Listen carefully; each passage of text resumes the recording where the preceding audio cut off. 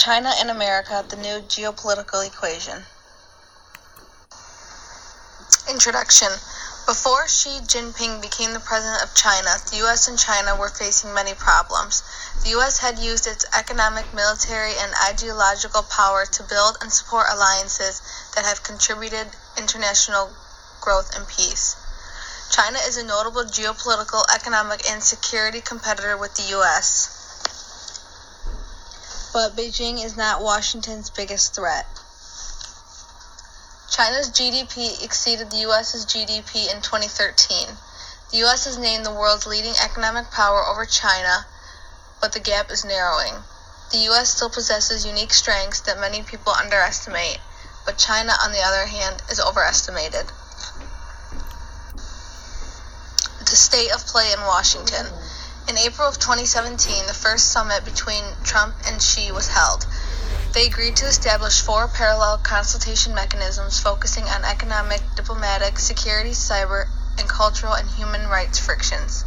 Trump withdrew from the Trans-Pacific Partnership. He also had a stated intention to withdraw from the Paris Climate Agreement.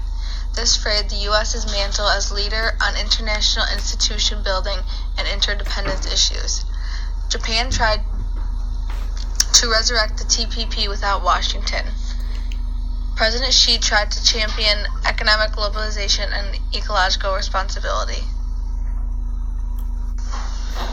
The North Korea problem. Obama told Trump that the most pressing security challenges he would face would be with North Korea. North Korea had efforts to advance its nuclear and missile programs while threatening Asia's Pacific allies. North Korea had tested missiles over Japan. There has been conferences, deals, and threats to try and stop North Korea, but they haven't worked so far. The U.S. put economic sanctions on Chinese trading for directly or even indirectly aiding North Korean weapons programs. U.S. Congress is subjecting Chinese foreign direct investment in the U.S. to more scrutiny to constrain technology flows to China. The United Nations Security Council imposed sanctions on North Korea with the backing of China and Russia.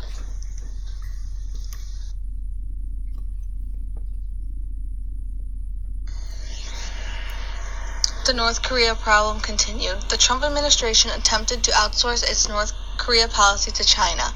Beijing had 2 principles governing its foreign policy with North Korea. It opposes North Korea becoming a nuclear weapons-capable country, but it will not put pressure on the capital of North Korea to risk its collapse. Beijing joined the UNSC countries in imposing sanctions, but avoided affecting any ongoing deals and exports to North Korea. China is doing enough to not rupture with Washington without doing things to endanger North Korea's survival. Washington has 3 options to dealing with North Korea. They can accept that North Korea has nuclear weapons, they can persist in a policy of tightening sanctions, or they can use force to destroy North Korea's nuclear capacity. Executive branch decision-making. In Washington, nomination and confirmation of officials was extremely slow.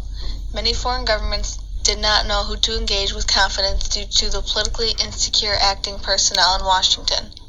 Trump gave his family members many roles in dealing with Beijing. U.S. Congress is already moving into campaign mode for the 2018 midterm elections. This may lead Congress to be so focused on domestic politics that it doesn't focus on China. The state of play in Beijing. President Xi had 2 desires. He wanted to cultivate stable relations with the Obama and Trump administrations, but at home he wanted to appear tough on the U.S. Domestically, Xi had restored key aspects of strongman politics. President Xi still faces constraints and is deeply insecure about the forces below Chinese society. The Chinese economy is drowning in corporate debt, and economic efficiency in the state-owned sector has been declining for many years. China and Xi's foreign policy. Beijing views Washington as gridlocked at home and increasingly alienated from its traditional friends in the international arena. Xi has modernized China's military structure, operations, and equipment. Under Xi, there has been progressively closer alignment with Russia. Beijing is making international infrastructure investment in ports, transportation, and power grids. Beijing is also trying to drive a wedge between the U.S. and its allies in order to give Beijing new platforms for action and influence. The U.S. policy wants to increase China's role in the trade system, boost its voting share, and encourage them to provide public goods. Fostering a balance of economic power. Comprehensive national power has three components. They are the capacity to coerce, materially induce, and persuade. Global developments and intelligent moves by others have combined to diminish the U.S.'s strength. A central part of Xi's vision is to expand regional links and promote urbanization and economic growth.